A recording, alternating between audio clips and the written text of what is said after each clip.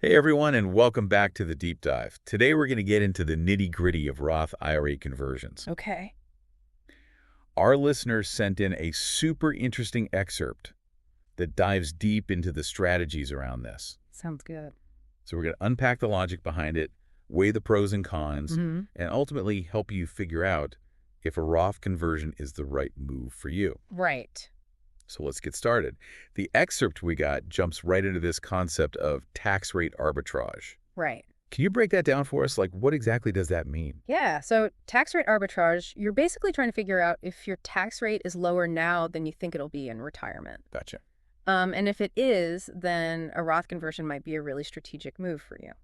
It's all about paying those taxes when your rate is lower. That makes a lot of sense. Yeah. I've heard some people talk about the opportunity cost of converting. Mm-hmm. Like they're worried about the money they use to pay those conversion taxes up front. Right.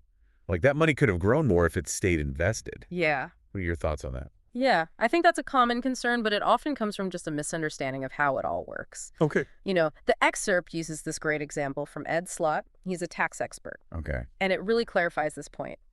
So imagine you have Jane and Fred. Mm-hmm. Both of them have traditional IRAs. They both invest the same way. Okay. And their accounts both double in value over 10 years. Wow. Okay. Jane decides, okay, I'm going to do a Roth conversion.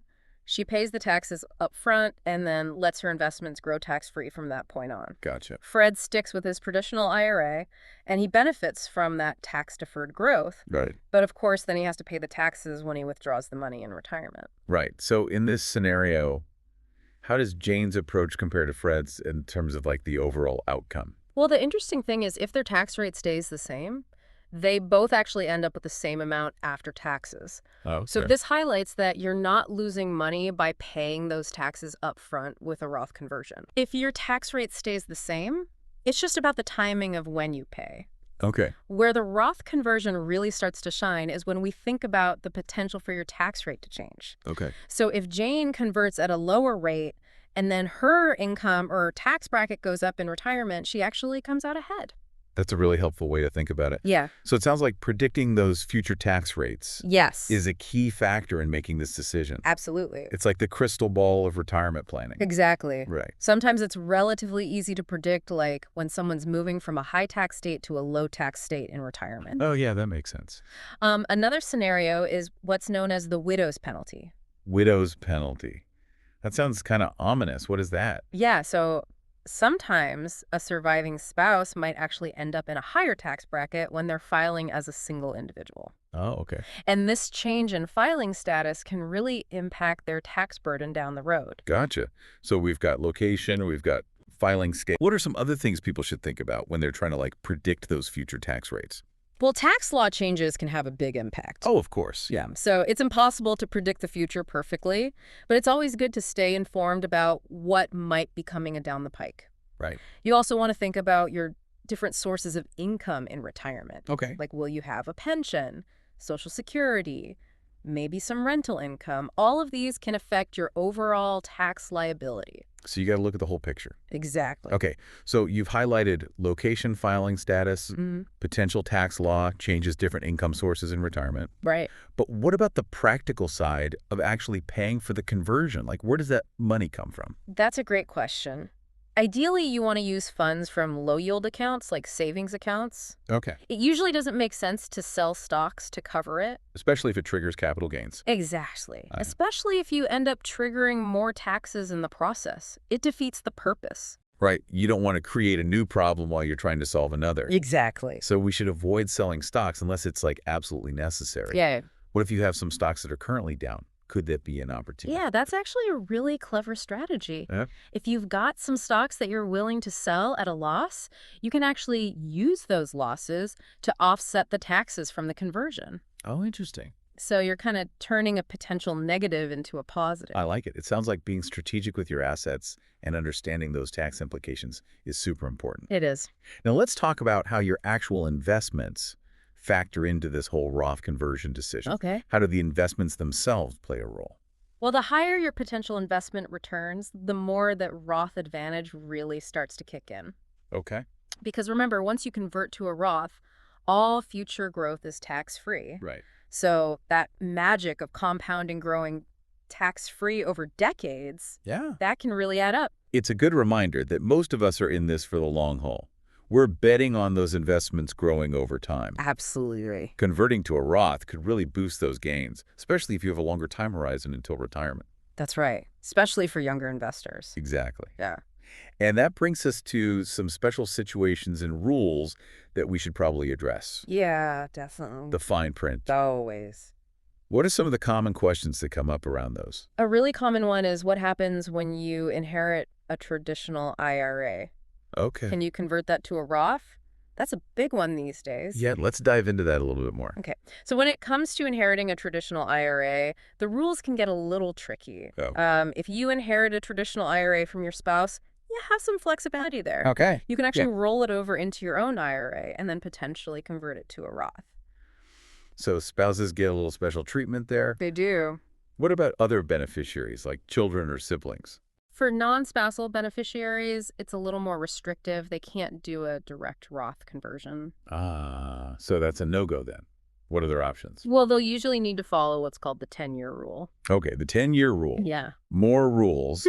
What is that one all about? Basically, it means they have to empty out the inherited IRA, whether it's traditional or Roth, within 10 years of the original owner's death. Oh, okay. So that can have some pretty significant tax implications depending on, the size of the IRA and the beneficiary's own tax situation. Yeah, that makes sense. So inheriting an IRA comes with a whole other set of considerations. It does. Speaking of rules and timing, let's tackle another one that I think causes a lot of confusion. Okay. The 5-year rule for Roth IRAs. Absolutely. And to make things even more interesting, there are actually 2 5-year rules associated with Roth IRAs. Oh, boy. But don't worry, for those who are 59 and a half or older and thinking about a conversion, only one of them really matters. Okay, let's break it down. Which one should we be focusing on? The one that deals with withdrawals after a conversion. So if you already have a Roth IRA that's been open for more than 5 years, you can withdraw money from it tax-free, including any amounts you've converted without any waiting period. Okay, so no waiting if you've been a Roth IRA owner for a while. Yeah. Got it. Yep. What about folks who are opening a new Roth IRA via conversion? Okay. Do they have to wait 5 years to tap into those funds? There is a 5-year rule that applies when you open a new Roth IRA through a conversion. Okay. But there's a nuance here. It only applies to the earnings on the converted amounts. Okay. The money you actually converted, that can be withdrawn tax-free at any time. Okay, I think I'm following. So let's say I convert $10,000 from my traditional IRA to a new Roth IRA, Right. and it grows to $12,000 in the first 3 years. I could withdraw the original $10,000 tax-free, That's right. but I'd have to pay taxes on the $2,000 in earnings if I withdrew them before the 5-year mark. Exactly. Yeah, it's kind of like separating the seeds from the fruit. You planted the seeds, which is the converted amount, and those are always yours to access. But the fruit, the earnings, that takes a little time to ripen, which is that 5-year period before you can enjoy it tax-free. I like that analogy. That's super helpful. Sure. So there's a bit of a waiting period for the earnings portion to become fully tax-free. Okay. What about inheritance in this scenario? Oh. Let's say someone converts to a Roth IRA and then passes away before that 5-year clock runs out. What happens to their beneficiaries? In that case, the beneficiaries might need to wait out those remaining years of the 5-year period to withdraw the earnings tax-free. Oh, okay. But that original converted amount can still be withdrawn tax-free right away. So the 5-year rule is really more about the earnings on the converted amount than the principal itself. You got it. It's all in the details. Right. Well, we've covered a lot of ground here. Roth conversions definitely come with a lot of moving parts. They do. But it seems like they can be a really powerful tool for managing your tax liability in retirement. Absolutely. They can be. It's all about making informed decisions based on your individual circumstances. So as we start to wrap up here, what are some key takeaways our listeners should keep in mind if they're considering a Roth conversion? I think the first and foremost is that Roth conversions are not a one-size-fits-all solution. Right. They can be especially beneficial if you expect your tax rate to be higher in retirement, if you're anticipating some strong investment returns, and if you have some extra funds to cover those conversion taxes. No, don't drain your emergency fund. Exactly. Or have to sell off your winning stocks. Right. It needs to be part of a bigger plan. It's all part of a bigger strategy. Exactly. And even if you check all those boxes, it's always a good idea to talk to a financial advisor. Absolutely. Someone who can look at your specific situation. Right. Because every situation is different. Help you navigate those complexities and make sure you're making the best decision for your long-term goal. 100%. Yeah, there's no substitute for personalized guidance when it comes to something as important as your retirement savings. You're right. So, with all that said, what's a final thought-provoking question we can leave our listener with today? How about this? Beyond the financial benefits, how might having tax-free retirement income impact your long-term financial security and peace of mind? Oh, that's a great one. Yeah. Yeah, it's not just about the numbers. It's really about that feeling of security. Right. Knowing that you've planned well and you've got this reliable income stream waiting for you in retirement. Absolutely. I think it can really shift your whole perspective on retirement. It really can. It can be a game changer, Yeah. You can actually focus on enjoying those retirement years instead of always worrying about taxes. Right. And, how much you'll actually have left over. Exactly. Yeah. Imagine the possibilities if you knew a good chunk of that retirement income was already taken care of, tax-free.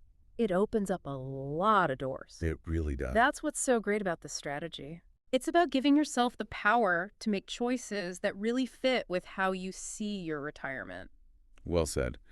Well, I want to thank you again for walking us through all of this. Of course. It's been a great deep dive into Roth IRA conversions. My pleasure. I think our listener is leaving with a much better understanding of this whole process. Good. Hope so. And to our listener out there, we encourage you to keep learning. Keep asking questions, and don't be afraid to reach out to a financial advisor. They can really help you figure out if a Roth conversion is right for your specific situation. Absolutely. Every situation is unique. That's right. So remember, knowledge is power. It is. Especially when it comes to planning for your future. And on that note, we're going to wrap up today's deep dive. Sounds good. Thanks for tuning in, everyone, and happy investing.